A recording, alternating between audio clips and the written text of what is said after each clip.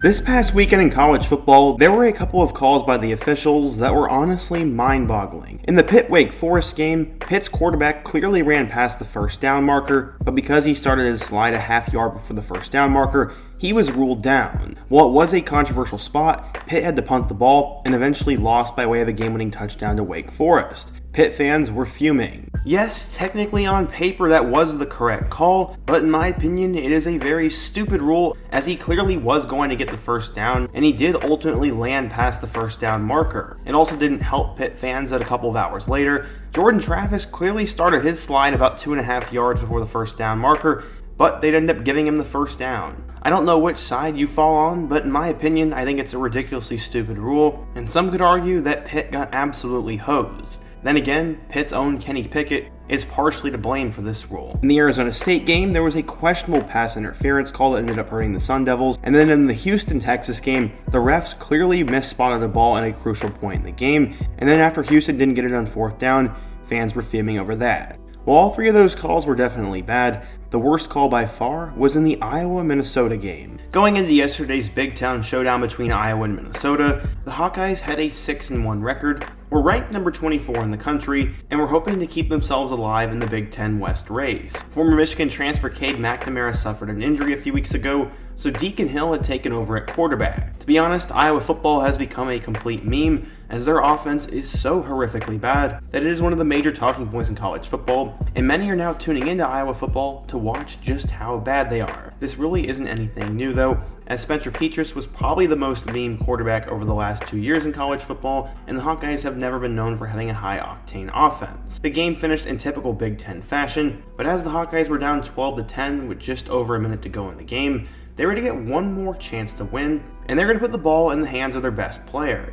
When it comes to big-time NFL talent, the Hawkeyes produce at two positions, the offensive and defensive line, and the tight end spot. At tight end, you've had superstars such as TJ Hawkinson, George Kittle, Noah Fant, and most recently Sam Laporta, and on the lines, there are so many players that have been produced that I can't even begin to list them. This year though, the Hawkeyes' best player is by far Cooper Dejean. Who is this guy? He's someone you'll be hearing about for a couple of years now. He is your typical Iowa player, as he came out of Battle Creek High School in the state of Iowa and was a 4-year letterman as both a quarterback and a defensive back. His team went 38-6, including a 25-0 mark in his final 2 years. The guy was absolutely insane, as he held school records for pass completions, passing yards in the season, career passing yards, passing touchdowns, receptions in a game, receptions in a season, touchdown receptions in a career, and total yards in a season. The guy was a freak, and as a senior, threw for nearly 3,500 yards and had 35 touchdowns, ran for over 1,200 yards and 24 touchdowns, and had 54 tackles and 3 picks on defense. With numbers like that, you'd expect him to be one of the top recruits in the country, and eventually he chose Iowa over Illinois State, North Dakota State, and South Dakota State. To me, that just doesn't quite add up. According to 24/7 Sports, he was listed as a 4-star recruit, the number 8 safety, and the 149th overall player in the class of 2021, but that offer sheet and that ranking does not add up. If you're an Iowa fan, please tell me what happened with his recruitment and why scouts rated him high, but schools didn't want him. Dejean would end up playing a little bit in 2021 before he would break out in 2022. He'd take 3 interceptions back to the house and was the MVP of their bowl game. Going into this year, Dejean was seen as one of the best athletes in the country and was all over mock draft boards to be a first-round pick. Currently, many believe he'll go in the middle of the first round, and his stock has been through the roof. One thing he always does is return kicks and punts, and yesterday, when they needed a big play, he had the most electric play of his entire career. But it's going to be a shame that it didn't count. He ended up taking the punt, avoided 4 or 5 Minnesota defenders, and ran across the entire field for a late touchdown. The crowd was absolutely electric. I was personally in shock, and it looked like Iowa was going to win the game despite how bad their offense was. Except, they ended up going to the monitor and came to an interesting conclusion. Apparently, he had an invalid fair catch. If you were like me, you were completely stunned. They decided to take the points off the board, and a couple plays later, Iowa threw a game-sealing interception. But I want to re-examine that call, the reaction from it, and why I think it was one of the worst calls ever. Here was the statement from the official. Referee Tim O'Day said, quote, "The receiver makes a pointing gesture with his right hand, and he makes multiple wave gestures with his left hand. That waving motion of the left hand constitutes an invalid fair catch signal. So then when the receiving team recovers the ball, by rule, it becomes dead. That is a reviewable element of the game.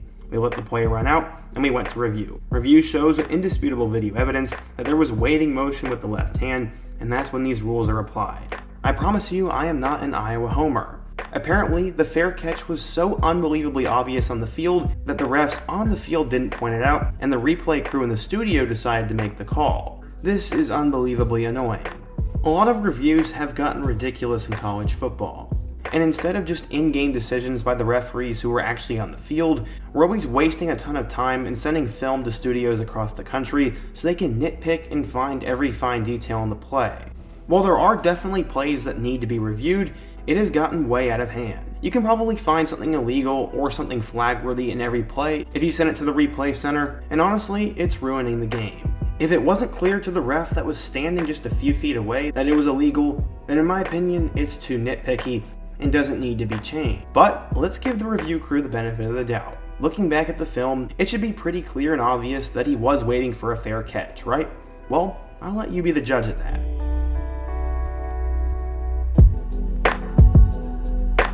Yeah, I'm sorry. That is not a fair catch. That is a horrible call by the refs. That ruined one of the best plays of the college football season, and Iowa got completely hosed. You're not going to change my mind, and no matter how many times the refs try to justify that or point to some sort of fine print in some book, it's not going to change my mind or most of the college football world's mind. He obviously wasn't signaling for a fair catch. The Zebras strike again, and always have to find a way to kill some of college football's biggest moments.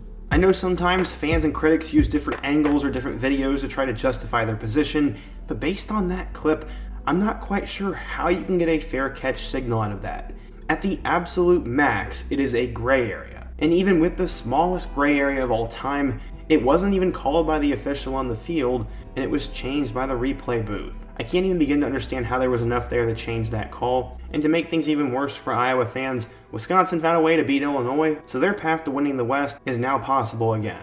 No matter how many times I watched that clip, I just can't get over the outcome, and I think it's absolutely crazy. It was never actually going to happen, but it did eliminate Iowa from the college football playoff, puts them a little bit behind in the Big Ten West race, and now they're going to have to knock off Northwestern, Rutgers, Illinois, and Nebraska if they want to find their way to the championship game. But what do you guys think? You think that the punt return should have counted? What do you think of the call? Or am I just some angry college football fan who's sad that a big play didn't count? Be sure to let me know your thoughts down below. Let me know what you think of the rule and what topic I should cover in my next video. Before you go, don't forget to leave a like, subscribe if you're new and love college football content, and check out all my other videos on the end screen. Hope to see you guys again soon, but until next time, peace.